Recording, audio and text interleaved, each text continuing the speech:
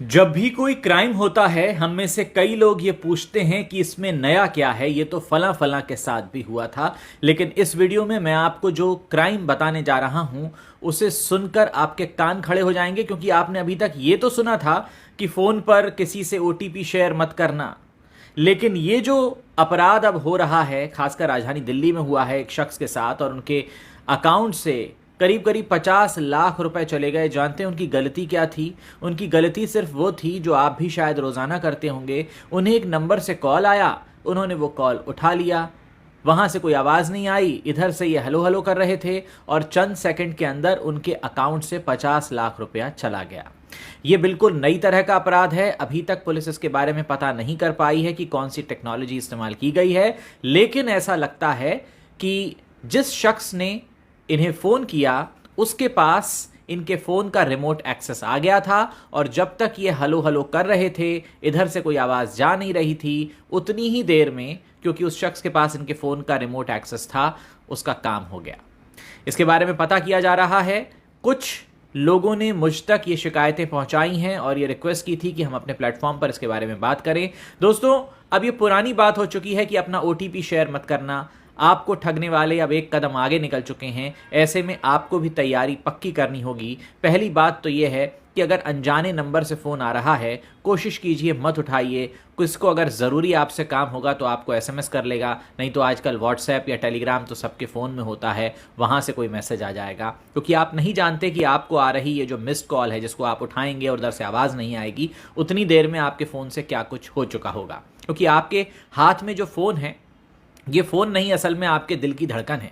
क्योंकि आपका bank account से लेकर आप किससे मिलते हैं, कहाँ जाते हैं, कहाँ खाते हैं, क्या खरीदते हैं, क्या पहनते ओढ़ते हैं, किससे क्या बातें चल रही हैं, सब कुछ इस फ़ोन को पता है। और सोचिए किसी ने अगर इसका रिमोट एक्सेस ले लिया तो वो आपके साथ क्या क्या कर सकता है। और बहुत सारे लोग तो आजकल पेटीएम और गूगल पे वगैरह जो ई वॉलेट्स हैं उनको भी यूज़ करते हैं। आप सोचिए कि उन तक भी एक्सेस हो सकता है उस व्यक्ति का।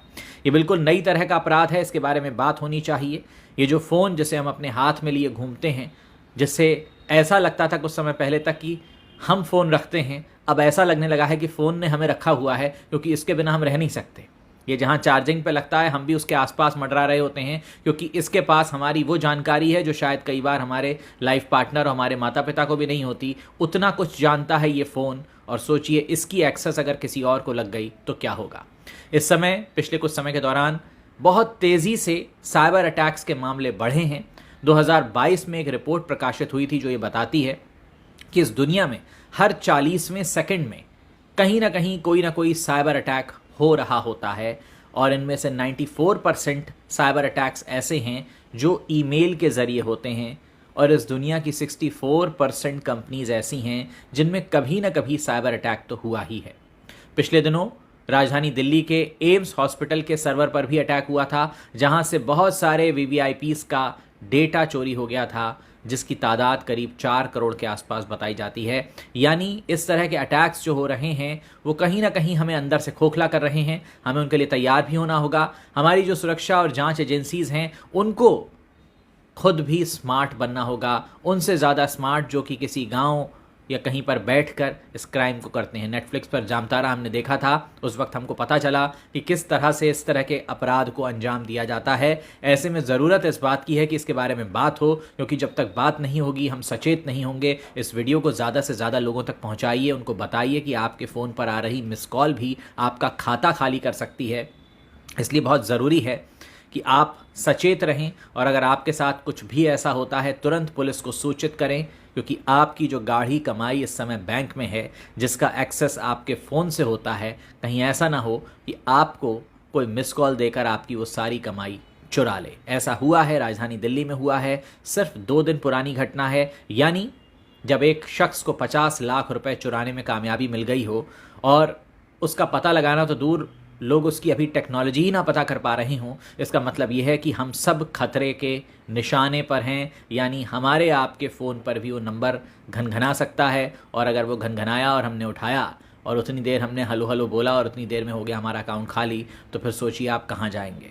पुलिस एक कोशिश कर सकती है, लेकिन तब तक आपकी गाढ़ी कमाई जा चुकी होगी। इसलिए सचेत रहिए, इस वीडियो के बारे में बात करिए, लोगों को बताइए। अभी तो हमें पहला काम ये करना है कि लोगों को बताना है ऐसा हो रहा है। बहुत सारे लोग इस बात को नहीं जानते हैं और मेरा जो प्लेटफॉर्म है इसका इस्तेमाल मैं इसलिए करना चाहता हूं ताकि ज़्यादा से ज़्यादा लोगों तक ये बात पहुंचाऊं। इस वीडियो को शेयर कीजिए, लोगों को बताइए कि ऐसा भी हो रहा है।